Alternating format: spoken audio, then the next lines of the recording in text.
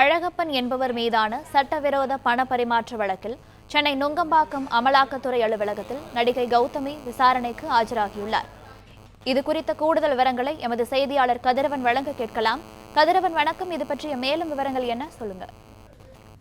நடிகை கௌதமி நுங்கம்பாக்கத்தில் உள்ள அமலாக்கத்துறை அலுவலகத்துல நேரில் ஆஜராகி இருக்கிறார். சம்மன் கொடுத்ததன் அடிப்படையில் இந்த நேரில் ஆஜராகி விசாரணைக்காக வந்திருப்பதாக கௌதமி தரப்புல தெரிவிக்கப்பட்டிருக்கிறது.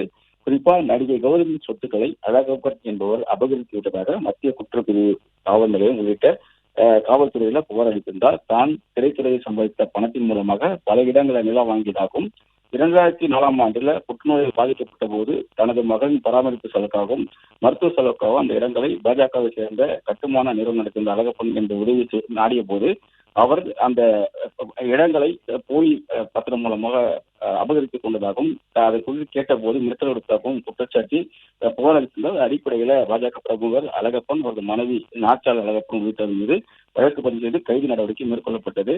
இந்த நிலையில்தான் இந்த வழக்கை தற்போது அமலாக்கத்துறை கையில் எடுத்திருக்கிறது. அழகப்பன் சட்டவிரோத பணப்பரிமாற்றத்தில் ஈடுபட்டிருப்பதாகவும் அது குறித்தான முதற்கட்ட விசாரணை துவக்கியிருப்பதாகவும் தெரிவிக்கப்பட்டிருக்கிறது. அழகப்பன் எந்த வகையில் இவ்வளவு பணத்தை சம்பாதித்தார் என்ற அடிப்படையில விசாரணை நடத்தப்பட இருப்பதாகவும் அழகப்பன் மீது மொத்தம் 8 வழக்குகள் பதிவு செய்யப்பட்டிருப்பதாகவும் சாட்சி என்ற அடிப்படையில் நடிகை கௌதமி சம்மன் கொடுக்கப்பட்டு அமலாக்கத்துறைக்கு ஆஜராகியிருப்பதாகவும் தகவலானது வெளியாக இருக்கிறது. இன்னும் சற்று நேரத்தில் அவர் விசாரணை வெளியேற இருப்பதாகவும் தகவலானது தெரிவித்திருக்கிறது. பிளே ஸ்டோர் மற்றும் ஆப் ஸ்டோரில் இருந்து பாலிமர் செயலியை QR கோடு மூலம் பதிவிறக்கம் செய்யுங்கள். செய்திகளை உடனுக்குடன் பெறுங்கள்.